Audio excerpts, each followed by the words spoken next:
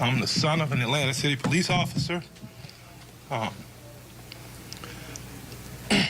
cousin is an Atlanta City police officer, and my other cousin, East Point police officer. And I got a lot of love and respect for police officers, down to the original 8 police officers in Atlanta that even after becoming police had to dress in a YMCA because white officers didn't want to get dressed with niggers.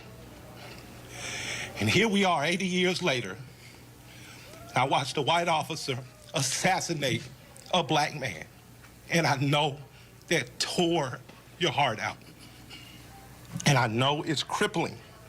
And I have nothing positive to say in this moment, because I don't want to be here.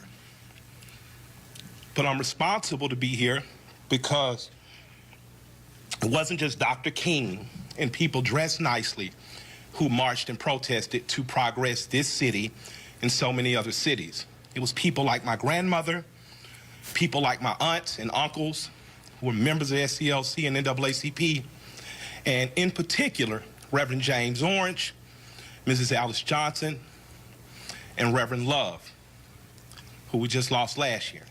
So I'm duty-bound to be here to simply say that it is your duty not to burn your own house down for anger with an enemy.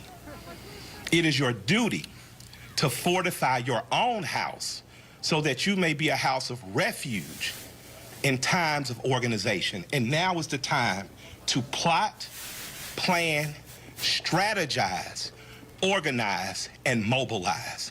It is time to beat up prosecutors you don't like at the voting booth. It is time to hold mayoral offices accountable, chiefs and deputy chiefs. Atlanta is not perfect, but we're a lot better than we ever were, and we're a lot better than cities are. I'm mad as hell. I woke up wanting to see the world burn down yesterday because I'm tired of seeing black men die. He casually put his knee on a human being's neck for 9 minutes as he died like a zebra in the clutch of a lion's jaw. And we watch it like murder porn over and over again. So that's why children are burning to the ground. They don't know what else to do. And it is the responsibility of us to make this better right now. We don't want to see 1 officer charged. We want to see 4 officers prosecuted and sentenced. We don't want to see targets burning. We want to see the system that sets up for systemic racism burnt to the ground.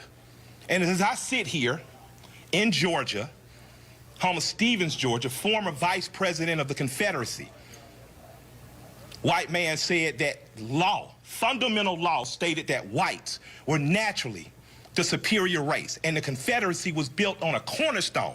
It's called a cornerstone speech. Look it up. The cornerstone speech that blacks would always be subordinate. That officer believed that speech because he killed that man like an animal. In this city, officers have done horrendous things and they have been prosecuted. This city's cut different. In this city, you can find over 50 restaurants owned by black women. I didn't say minority, and I didn't say women of color. So after you burn down your own home, what do you have left but char and ash? CNN? Ted did a great thing. I love CNN, I love Cartoon Network, but I'd like to say to CNN right now, karma's a mother. Stop feeding fear and anger every day. Stop making people feel so fearful. Give them hope. I'm glad they only took down a sign and defaced a building and they're not killing human beings like that policeman did. I'm glad that they only destroyed some brick and mortar and they didn't rip a father from a son. They didn't rip a son from a mother like the policeman did.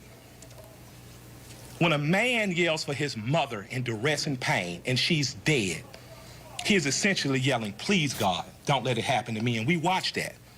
So my question for us on the other side of this camera is, after it burns, will we be left with charred, or will we rise like a phoenix out of the ashes that Atlanta has always done? Will we use this as a moment to say that we will not do what other cities have done, and in fact, we will get better than we've been. We got good enough to destroy cash bonds. You don't have to worry about going to jail for something petty. We got smart enough to decriminalize marijuana. How smart are we going to be in the next 15 or 20 years to keep us ahead of this curve? So that much like when South Africa suffered apartheid, you had Andy and other politicians that could make sure that Atlanta said, Coca-Cola, we love you, but if you don't pull out of South Africa, we're going to leave. We're not going to drink Coca-Cola anymore. Coca-Cola jumped on their side and apartheid ended. So we have an opportunity now. Because I'm mad, I don't have any good advice. But what I can tell you is that if you sit in your homes tonight, instead of burning your home to the ground, you will have time to properly plot, plan, strategize, and organize and mobilize in an effective way.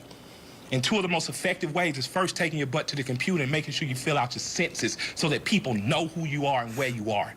The next thing is making sure you exercise your political bully power and going to local elections and beating up the politicians that you don't like.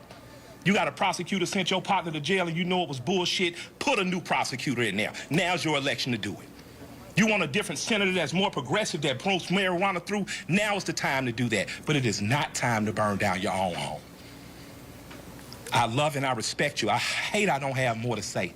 I hate I can't fix it in a snap. I hate Atlanta's not perfect for as good as we are.